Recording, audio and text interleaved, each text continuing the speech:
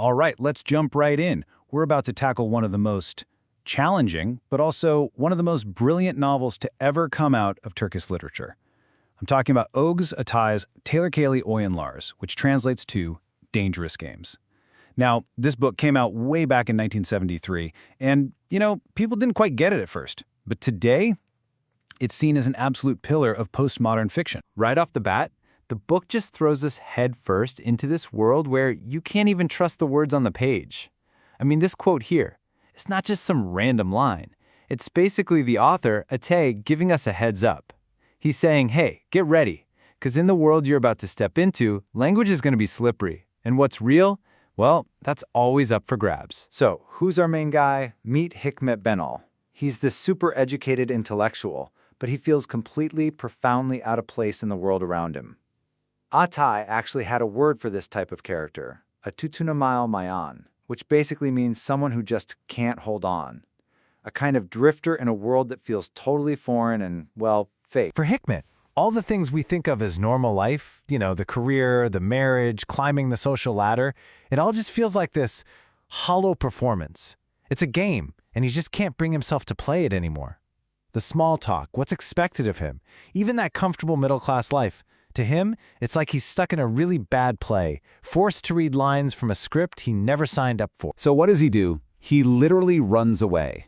He holes up in this rundown shack, a gecekondu, which is this amazing symbol. It's a space that's physically and metaphorically outside the boundaries of normal society. He's trying to ditch the fake, bourgeois life he was living and hopefully start a new, more authentic one where he can figure out who he really is. And this move, this escape, it kicks off the whole central conflict of the novel. It really all comes down to two totally different kinds of games. Hikmet figures out that if he's going to survive the ridiculous, absurd game of what we call reality, his only option is to start inventing his own. This right here, this is the heart of the book. You've got this major clash. On one side, you have the bad games, all those fake social rituals, the manipulative little things people do, the stuff that just grinds your soul down. But on the other side, you've got the good games. And these are the worlds he builds through art, through his imagination, through writing, not for fun, but literally just to stay alive. And Atay's genius is how he shows us just how empty all this social chatter is. He'll just list out these strings of cliches, the "how are you, fine, thanks, the weather is nice" kind of stuff. By doing this, he exposes it for what it is, this broken, robotic code. It's just a mechanical performance that has absolutely nothing to do with real human connection. And get this, the characters themselves are basically pieces in this big psychological game. Their names are huge clues to the roles they play. Hikmet's name means wisdom, and his last name, Benal, literally means be yourself. And then he's caught between these two women, Sevgi, whose name means love, and Bilge, whose name means wisdom. It's this incredible symbolic battle for his very soul. Okay, so when he's faced with all these dangerous games of life, what's a guy to do? Hikmet's answer is to retreat. He dives headfirst into the world of art. His thinking is pretty simple. If reality is a badly designed game, well, then he'll just have to write a better one himself. This book is a classic example of what's called kara anlatı in Turkish, or black narrative. You can really feel the influence of existentialist writers, guys like Kafka. It just plunges right into the deep end of modern life. The pain, the anxiety, the crushing loneliness of it all. But here's what makes Atay so unique, so brilliant. It's his use of irony. He doesn't just serve up a plate of despair and leave it at that. No, he satirizes it. He creates this tone that's somehow both tragic and laugh-out-loud funny at the same time. And nothing is off limits. He mocks everything. Turkish society, the intellectual snobs, even our main character Hikmet's own dramatic suffering. So for Hikmet, writing isn't some lofty artistic passion. It's way more raw than that. It's a desperate, day-to-day act of survival. He even says it himself. He's not trying to write the next great novel. He is literally just inventing games on the page to build a reality that he can tolerate living in, just to make it to the next sunrise. But hold on, because there's another layer to this.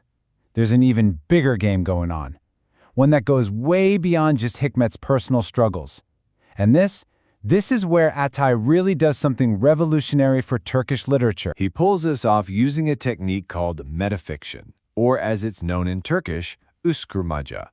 What does that mean? It means the novel is constantly winking at you, reminding you that you're reading a novel. It's a story that knows it's a story, a game that knows it's a game. And this leads to some seriously mind-bending moments. At one point, Hikmet, our main character, just flat out reveals that other people in the book, like his close friend, the Colonel, aren't real. They're just figments of his imagination. They're characters he created for the game he's writing. They only exist because he's putting them on the page. The effect is, well, it's dizzying. It forces you, the reader, to question everything. So who's really in control here? Is it Hikmet, the character? Or is he just a puppet, and it's actually Oguzatay, the author, who's playing a game with us? That solid line you thought existed between fiction and reality? Poof! It's completely gone. So where does all this go? After all this, can these games, these imagined worlds, actually save Hikmet from the crushing reality he tried to escape in the first place? Well, the ending is, it's tragic. It turns out that the good games he created in his mind are just as dangerous, in their own way, as the bad games of the real world. His retreat into his imagination doesn't become a safe haven.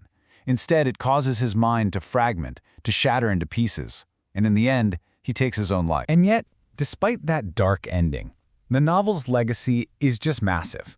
When it first came out, a lot of people didn't get it. They criticized it for being too complicated, too in its own head. But now it's seen as this prophetic masterpiece that absolutely nailed the feeling of alienation for the modern intellectual. It still challenges and inspires people today. And you can really see its lasting power in how it's lived on. For instance, the novel was adapted into this incredibly successful one-man play that ran for years. It's the perfect proof that a great work of art just finds new ways to live, that the games Hikmet invented are still fascinating new generations, decades after he first put them on the page. So in the end, Dangerous Games leaves us with this really deep and honestly pretty unsettling question. It's one that kind of forces you to look in the mirror at your own life and ask, if life is a game, am I one of the players, or am I just a piece on the board?